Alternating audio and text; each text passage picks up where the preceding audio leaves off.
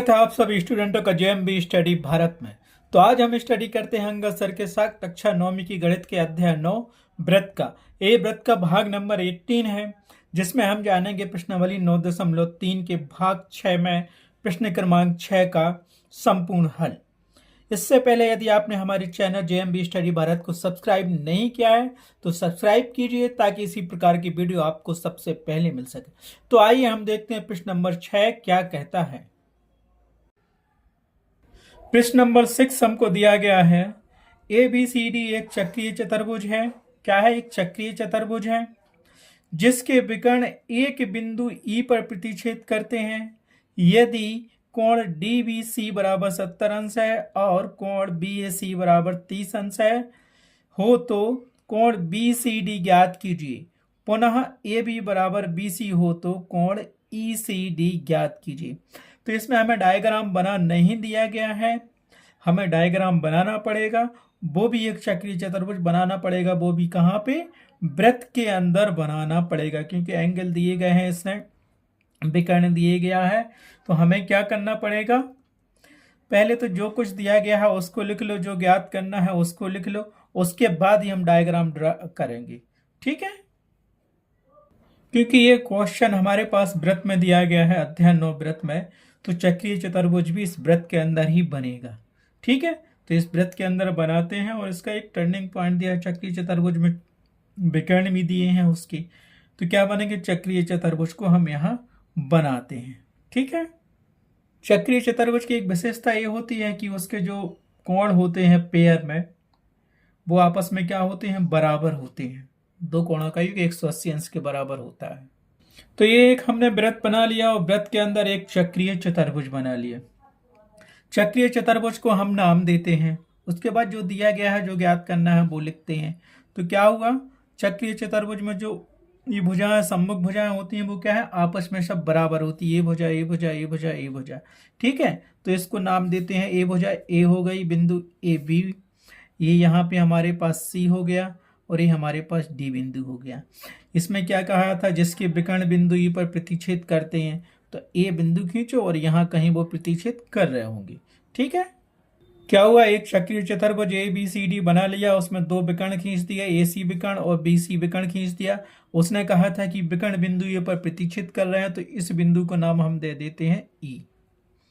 ठीक है, दूसरा दिया था कोण डी बी सी, मतलब कोण बी दिया है 70 अंश का, तो ये कोण क्या हो गया? D B C. ये कोण दिया है उसने कितने का? 70 अंश का दिया हमें। दूसरा कोण क्या दिया है? कोण बी ए सी, 30 अंश का, मतलब ए, तो बी ए सी, ये कोण उसने हमें क्या दे दिया? 30 अंश का दे दिया। ठीक है, अगर ये त्रिभुज लेंगे तो इसमें ये मिल रहा है, और ये त्रिभुज लेंगे तो उसमें हमें ये 70 अंश का कोण मिल रहा है। ज्ञात क्या करना है? बी सी डी, कोण सी ज्ञात करना है। बी सी डी, ये पूरा कोण हमें ज्ञात करना है। दूसरा वो कह रहा है कि ये बी को बराबर मानो बी सी के, और फिर कोण ई सी डी ज्ञात करूं। कोण ई सी डी, कोण ई सी डी, मतलब ये 12 कोण भी ज्ञात करना है। तो हमने ये बना लिया, डायग्राम हो गया हमारे पास। अब देखो, जो दिया है उसको लिख लो, फिर आगे उसको अपन सॉल्व करते हैं, क्योंकि ऐसा करने से आधा क्वेश्चन तो सॉल्व हो ही जाता है। ठीक है, तो हमें क्या दिया गया है? एबीसीडी एक चक्रीय चतुर्भुज है जिसके विकर्ण ए सी तथा बी डी है। बिंदु ई पर ए प्रतिच्छेद कर रहे हैं। कोण डी बी सी 70 अंश का दिया है और कोण वी ए सी 30 अंश का दिया है। और जो हमें ज्ञात करना है, क्या करना है? पहला कोण ज्ञात करना है B C D, V C D, ये पूरा कोण हमें ज्ञात करना है बी सी डी। ठीक है, क्या ज्ञात करना है? ज्ञात करना हमें कोण, पहली कंडीशन बी सी डी तथा ये बी सी डी, मतलब ये पूरा कोण ज्ञात करना है। ठीक है, तथा जब ये भी भुजा बराबर हो बीसी भुजा के, बीसी के, तो दूसरा कोण क्या ज्ञात करना है? तो कोण ईसीडी ज्ञात करो। कोण ECD, फिर ये कोण ज्ञात करो आधा। ठीक है, तो यहां देखो क्या है कि हमें कोण कौन सा ज्ञात करना है, पूरा BCD कोण ज्ञात करना है। दूसरा क्या रहा है, ये भी बराबर है BC के, तो ECD ये कोण ज्ञात करना है। लेकिन हमारे पास दिया क्या है, केवल ये कोण दिया है आधा इस त्रिभुज का, और दूसरा इस त्रिभुज का ये कोण दिया है। तो क्या करेंगे, चक्रीय चतुर्भुज तो है, विकर्ण ACBD दिए गए हैं, लेकिन अगर इसको हम जीवा माने DC को, तो ये नीचे वाला जो चाप है ये क्या हो गया, लघु वृत्तखंड हो गया, और इसके ऊपर का क्या हो गया, पूरा दीर्घ वृत्तखंड हो गया।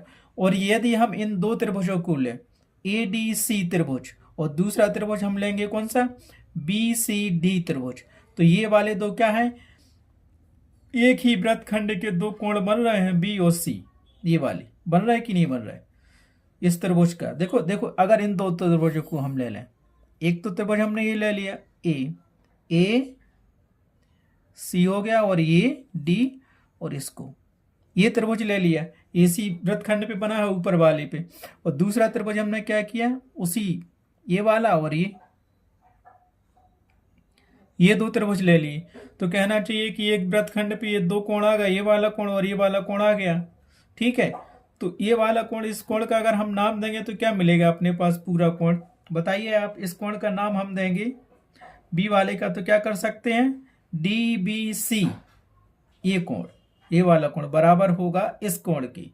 कैसे, चाहे DAC, क्यों, क्योंकि एक ही वृत्तखंड की परिधि पर बने दोनों कोण आपस में समान होते हैं, तो ये वाला कोण बराबर हो जाएगा इस कोण के, तो ये 70 दिया है तो ये भी 70 का हो जाएगा, तो उसको लिख लेते हैं, ये 70 अंश का है, क्यों, तो यहां लिख लेते हैं हम उसको। ठीक है, तो ये वाला कोण और ये वाला कोण क्या होगा, बराबर होगा। इस कोण का नाम क्या है, D, कोण DAC, और इस कोण का नाम क्या है, कोण DBC। ये तो दिया था तो इसके बराबर होगा। क्यों होगा दोनों कोण बराबर, क्योंकि एक ही वृत्तखंड द्वारा वृत्त की परिधि पर बने कोण बराबर होते हैं। ये DC जीवा मान लो, तो इस जीवा के ऊपर का खंड वृत्तखंड और नीचे का वृत्तखंड, तो ये दोनों कोण ऊपर बने हुए हैं इस त्रिभुज में, त्रिभुज ACD और त्रिभुज BCD में। तो ये 70 अंश का था कोण B वाला, तो ये हमारे पास 70 अंश का हो जाएगा। तो इसको हम क्या लिखेंगे, तो इसको हम लिख सकते हैं, दैट एम्प्लाइज, ये हमारे पास 70 डिग्री था, तो कोण DACB हमारे पास 70 अंश का हो गया। रीजन यहां दे सकते हो, क्योंकि कोण DBC बराबर 70 डिग्री, इसके लिए रीजन दिया है ये, तो ये 70 अंश का हो गया। तो क्या करेंगे, दोनों कोण 70 अंश के हो गए कि नहीं हो गए। याद आया हमें, ये कोण हमने निकाल लिया, तो ये लिख दिया 70 अंश। ये कोण मिल गया इस तरफ जो 70 अंश का, ये इसमें मिल गया 70 अंश का। ये पूरा कोण ये कितना होगा बताइए आप, 70 अंश को जोड़ दो और 30 अंश को जोड़ दो। क्यों ऐसा कर रहे हैं अभी हम आपको बताएंगे। ठीक है, ये पूरा कोण कितना हो जाएगा अपने पास, ये पूरा जोड़ देंगे तो हमारे पास कोण DAC और दूसरा कोण मिलेगा हमारे पास ये वाला कोण VAC। दोनों को जोड़ देंगे तो मिल जाएगा हमारे पास कोण DAB, पूरा कोण मिल जाएगा। आया समझ में, इतना तो समझ में आ गया कि 70 अंश कहां से आ गया। और ये प्रमेय है आपका 9.8, एक ही वृत्तखंड द्वारा परिधि पर बने कोण बराबर होते हैं। ठीक है, इसको चाहो तो समीकरण 1 दे सकते हो, ना चाहो तो ना दो, क्योंकि अब हमें कोण ये चाहिए पूरा। कोण ये कहां से क्या मिलेगा, हमें ये देखना पड़ेगा कोण ये कितने अंश का मिलेगा। ठीक है, तो कोण ये पूरा चाहिए, तो ये ऊपर का 30 अंश दिया है कोण कौन सा, BAC, और दूसरा हमें दिया है DAC। तो ये पूरा कोण क्या मिल जाएगा हमें, DAB वाला कोण पूरा मिल जाएगा 100 अंश का। तो कोण ए बराबर मिल जाएगा 100 अंश। कैसे मिलेगा, ठीक है, तो इसको हम 100 अंश से लिख सकते हैं कि नहीं लिख सकते हैं। अब ये कोण को पूरे को क्यों जोड़ रहे हैं उसकी हम परिभाषा बताएंगे, क्योंकि यहाँ चक्रीय चतुर्भुज दिया गया है। ठीक है, तो इसको अब क्या करेंगे, नाउ चलते हैं नेक्स्ट पेज पर या इसी पे देखते हैं। नाउ अब क्योंकि चित्र से स्पष्ट है कि कोण ए बराबर कितना होगा, कोण ए बराबर होगा, ये पूरा कोण चाहिए है। ठीक है, चाहो तो कोण ए को हम पूरा कोण ए बराबर होगा 70 डिग्री और ये 30 डिग्री का। ठीक है, तो कोण ए बराबर तुम लिख सकते हो कि पूरा कोण क्या होगा अपने पास, कोण ए बराबर 70 डिग्री प्लस 30 डिग्री। तो ये कितना मिल गया अपने पास, कोण ए 100 डिग्री मिल गया। कोण ए का पूरा नाम क्या होगा आपके पास, DAB। तो इसको हम अगर चाहो समझ में नहीं आया तो यहाँ लिख देते हैं, कोण ए को हमने नाम दे दिया कोण DAB बराबर होगा अपने पास, एक कोण का नाम माप था जो 70 अंश था, वो कौन सा कोण था, वो हमारे पास था DAC प्लस दूसरा कोण BAC, कोण VAC मान रख दिया उसमें, तो कोण ए मिल गया। कोण ए को हम लिख सकते हैं कोण DAB। ठीक है, तो कोण ए का नाम अपने पास क्या हो गया, कोण ए का मान अपने पास हो गया, समझाने की लिखा है केवल इतना ही लिखो, कोण ए बराबर 100 डिग्री। ठीक है, ये पूरा कोण मिल गया। ऐसा क्यों किया आगे आपको समझ में आ जाएगा, अभी तो इतना समझ में आया कुल। और हमारे पास एक क्या दिया गया है, चक्रीय चतुर्भुज। और चक्रीय चतुर्भुज के साथ हमारा कोण ये तो मिल गया पूरा 100 अंश, और इसके सामने का कोण क्या दिया है, ये पूरा, ये कोण सी हमें ज्ञात करना था ना, उसने बोला था कि फाइंड करो कोण BCD हमें ज्ञात करना था। तो ये क्या मिला, कोण CB लिख सकते हो उसको, तो ये पूरा कोण हमें ज्ञात करना चाहिए। और चक्रीय चतुर्भुज की परिभाषा से हम क्या जानते हैं, चक्रीय चतुर्भुज के अभिमुख कोणों का योगफल 180 अंश होता है। अभिमुख मतलब आमने सामने के कोणों का। पहले ही कह दिया कि ABCD एक चक्रीय चतुर्भुज है, तो ये कोण ए बराबर होगा कोण C के, और कोण B बराबर होगा कोण D के। तो समझ में आया पूरा कोण हमने क्यों निकाला यहाँ पे, ठीक आगे समझ में। अगर ये 100 अंश का हो गया तो ये कोण CB 100 अंश का हो जाएगा, है ना, होगा कि नहीं होगा। तो यहां से हमें क्या करना, 100 अंश का तो हो जाएगा, ये 100 अंश का है तो ये 100 अंश का होगा कोण C। लेकिन हम ये जानते हैं चक्रीय चतुर्भुज के अभिमुख कोणों का योग 180 अंश के बराबर होता है। तो इस कोण को और इस कोण को जोड़ दो तो कोण C मिल जाएगा। ठीक है, क्योंकि उनका योगफल चक्रीय चतुर्भुज के अभिमुख कोणों या आमने सम्मुख कोणों का आमने सामने के कोणों का योग फल कितना होता है, 180 अंश होता है। तो कोण ए हमारे पास है, तो कोण C हम उससे निकाल सकते हैं। ठीक है, समझ में तो आ गया। कोण ए बराबर 70 डिग्री प्लस 30 डिग्री बराबर 100 डिग्री। अब कोण ए का पूरा नाम क्या है, कोण DAB, और 70 अंश कितना था, कोण DAC, और कोण BAC 30 डिग्री था। दोनों को जोड़ दिया तो कोण ए आ गया हमारे पास 100 डिग्री, अर्थात कोण DAB बराबर 100 डिग्री आ गया। ठीक है, अब देखो कोण ए और कोण C। कोण ए का पूरा नाम क्या है, कोण DAB, और इस कोण C का पूरा नाम क्या है अपने पास, कोण BCD।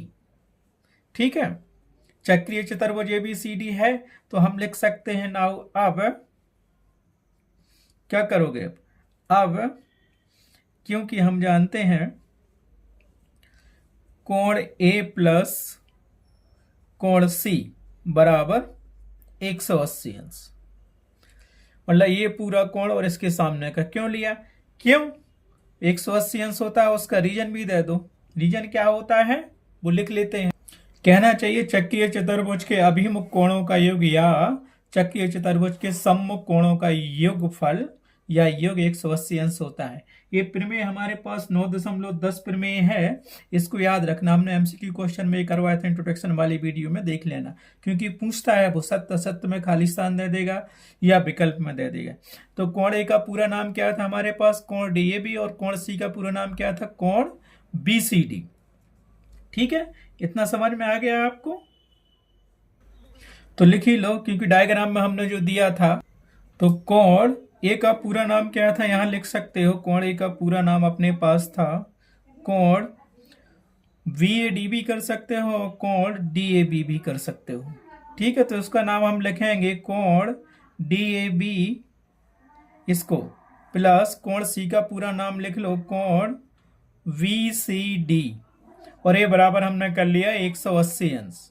क्योंकि कोण ए का मान तो 100 निकाल चुके हैं, तो यहाँ पे रख दो। तो कोण ए का मान हमने 100 निकाल दिया, तो कितना हो गया बताइए आप, रख दिया मान कोण ए का। कोण ए को हम क्या लिख सकते थे, कोण DAB। ठीक है, ये 100 निकाला था तो यहाँ आ गया, तो यहाँ से हमें क्या मिल जाएगा, कोण BCD बराबर कितना मिल जाएगा हमारे पास 180 अंश, ज्यों का तो रहा 100 उस तरफ जाएगा तो प्लस का माइनस हो जाएगा, तो 100 डिग्री हो गया। और 180 अंश में से हमने 100 डिग्री घटा दिया तो कोण सी कितना मिलेगा, जिसको हम कोण बी सी डी लिख रहे हैं, इसको कोण सी भी लिख सकते हैं। तो ये हमारे पास आ गया 80 डिग्री का। ठीक है, एक एक कोण तो हमें जो फाइंड करना था वो हमने कर लिया। क्यों? स्टेप बाय स्टेप किया तो समझ में आया, नहीं तो कुछ समझ में नहीं आ रहा था हमने। ठीक है, तो जो कोण हमें फाइंड करना था, पहला कोण था कि बी सी डी, कोण बी सी डी पूरा फाइंड करना था। कितना निकाल लिया हमने? ये पूरा कोण 80 डिग्री का। ठीक है, अब वो कह रहा है कि यदि ये भी बराबर बी सी हो तो ये कोण ज्ञात करो, कौन सा, ई सी बी या बी सी ई। ठीक है, तो ये कोण फाइंड करना है हमारे पास और ये दिया हुआ है। तो क्या करोगे अब बताइए हमें। ठीक है, तो आ गया समझ में। अब क्या करना है, दूसरी स्टेप क्या दी थी उसने हमारे पास, उसने कहा था कि अगर ये भी भुजा बराबर हो जाए बी सी के, तो त्रिभुज कौन सा बन रहा है, ए बी सी त्रिभुज बन रहा है। ठीक है, तो इसको लिख लो। अब त्रिभुज ए बी सी में, तो त्रिभुज क्या देखा हमने, त्रिभुज ए बी सी में ये भी बराबर है बी सी के, लिख दिया, ये भी बराबर है बी सी के। तब क्या होगा, हमें ये त्रिभुज है, इस पूरे कोण से कोई लेना देना नहीं, अभी ये पूरा 80 अंश का बना है। ठीक है, इस भुजा के सामने का कोण क्या पड़ रहा है, ये सी कोण इतना पड़ रहा है ना, बी सी ए, या उसको बी सी ई भी कह सकते हो। ठीक है, और इस भुजा बी सी भुजा के सामने का कोण क्या पड़ेगा, ए, इसको तुम क्या कर सकते हो, बी ए सी या बी ए ई भी कह सकते हो। तो ये कोण कितने अंश का है, इस भुजा के सामने का 30 अंश का, और इस भुजा के सामने का कोण क्या है, वो भी 30 अंश का होगा। कैसे होगा अभी देखते हैं, केवल एक स्टेप आपको याद रखना पड़ेगा। ये समझ में तो आ गया, हमने ये कोण जो निकाला 70 अंश का आ गया था, ये 70 दिया था, ये भुजा बी सी है, क्योंकि ये कोण सी कैसे निकाले तो समझ में आ गया।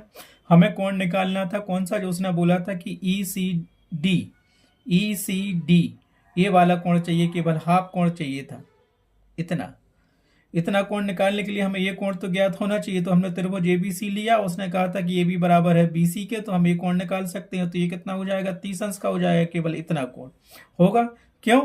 रीजन हमने लिखा ना, कोण बी ए सी, कोण बी ए सी बराबर होगा कोण बी सी ए, बी सी बी, देखो कोण बी सी ए बराबर होगा कोण बी ए सी। क्यों होगा ऐसा? क्योंकि हम जानते हैं समान भुजाओं के सम्मुख कोण आपस में बराबर होते हैं। इस भुजा के सामने का कोण ये पड़ रहा है बी सी ए, और बी सी भुजा के सामने का कोण क्या पड़ रहा है, वी ए सी। तो दोनों आपस में क्या बराबर होगा, लेकिन हमें यहाँ रीजन देना पड़ेगा। तो क्या दे दिया, क्योंकि हम जानते हैं समान भुजाओं के सम्मुख कोण आपस में बराबर होते हैं। ए बी भुजा के सम्मुख कोण ये पड़ रहा है बी सी ए, और बी सी भुजा के सम्मुख कोण कौन सा पड़ रहा है, बी ए सी। तो ये 30 अंश का था, तो ये भी 30 अंश का हो जाएगा। ठीक है, पूरा कोण कितना है, 80 अंश का है, और हमने एक कोण निकाल लिया बी सी, ये 30 अंश का निकाल लिया। तो पूरा कोण हमें पता है कि 80 अंश दिया गया है, तो उसमें से हम एक कोण निकाल लेंगे। पूरा कोण निकाल लिया, कोण बी सी डी बराबर होगा कोण डी सी ए और बी सी ए, इन दोनों का टोटल कर लो तो ये कोण निकल आएगा। ठीक है, समझ में आ गया इतना? ठीक है, तो कोण बी ए सी कितना था हमारे पास, कोण बी ए सी 30 अंश दिया हुआ था ये, तो इसकी जगह पे हमने लग दिया 30 अंश। तो कोण बी सी ए कितना आ गया, 30 अंश आ गया कि नहीं आ गया। ठीक ठीक, अब हमें कोण कौन सा ज्ञात करना था, कोण हमें ज्ञात करना था ई सी डी। तो ये पूरा त्रिभुज देखो अब, क्योंकि हमारे पास ये कोण भी है ई सी बी भी है, और ये पूरा कोण बी सी डी भी है, और हमें ज्ञात करना है ई सी डी वाला। ठीक है, तो ये पूरा त्रिभुज देखो बी सी डी त्रिभुज, ये कितना था, 80 अंश का था पूरा कोण, था कि नहीं था। ठीक है, और ये कोण बी सी डी बराबर हम क्या कर सकते हैं, कोण डी सी ई और बी सी ई कर सकते हैं कि नहीं। और दोनों कोणों की माप बराबर कितने, दोनों कोण किसके बराबर है, 80 अंश के बराबर हैं। तो लिख लो अब उसको। तो क्या लिख सकते हैं हम, त्रिभुज बी सी डी में लिख सकते हैं, क्या करेंगे, त्रिभुज मतलब कोण बी सी डी को हम लिख सकते हैं कोण डी सी बी या ई सी डी प्लस, ये वाला कोण ले लिया, प्लस कोण ई सी बी, ऊपर वाला कोण ले लिया। तो हमें यहाँ क्या दिया गया दिख रहा है कि ये पूरा कोण कोण BCD कितना है, कोण C कितना है, 80 अंश का है। तो इसमें हम भर लेते हैं 80 अंश बराबर किया। हमें कोण क्या ECB ज्ञात करना है, नहीं ECD, कोण ECD हमें ये ज्ञात करना है, जो कहते हूँ प्लस किया, कोण ECB या कोण BCE या ECB, ये 30 अंश का हमने निकाल ही लिया था, तो यहाँ उसकी वैल्यू रख दो। ठीक है, रीजन देना चाहो तो दे सकते हो आप यहाँ पे।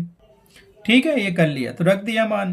तो यहाँ से क्या मिलेगा, सिंपल 30 डिग्री यहाँ लाओ तो ये क्या मिल जाएगा, 80 डिग्री में से माइनस 30 डिग्री हो गए इधर, तो बराबर हमें क्या मिलेगा, कोण ECD मिल गया। तो यहाँ से हमने क्या निकाल लिया, कोण, अच्छे से लिख लो, इस तरफ लिख लो कोण ECD, और 80 में से 30 गए तो कितना बचा हमारे पास 50 डिग्री। ये 50 डिग्री क्या आ गया, जिस कोण का मान हमें ज्ञात करना था। कौन सा कोण, केवल इतना वाला कोण ए, पूरा कोण तो C है 80 अंश का, तो ये कितना मिल गया 50 अंश का, और ये मिल गया 30 अंश का मिल गया, और यही हमें ज्ञात करना था। आ गया समझ में। तो उत्तर बराबर क्या लिखोगे आप, तो उत्तर बराबर आ गया हमारे पास, पहला कोण हमें ज्ञात करना था BCD, कितना निकाला था ये हमने निकाला था 80 अंश, मतलब कोण C, और दूसरा आंसर क्या हो जाएगा जो हमने निकाला था लास्ट में, कोण ECD, कितना निकाला है 50 डिग्री। तो ये हो गया आपका उत्तर। ठीक है, इस प्रकार से प्रश्नावली 9.3 का क्वेश्चन नंबर 6 कंप्लीट हुआ। इस वीडियो में बस इतना ही। नेक्स्ट क्वेश्चन के लिए देखेंगे हम next video. Thanks for watching my video.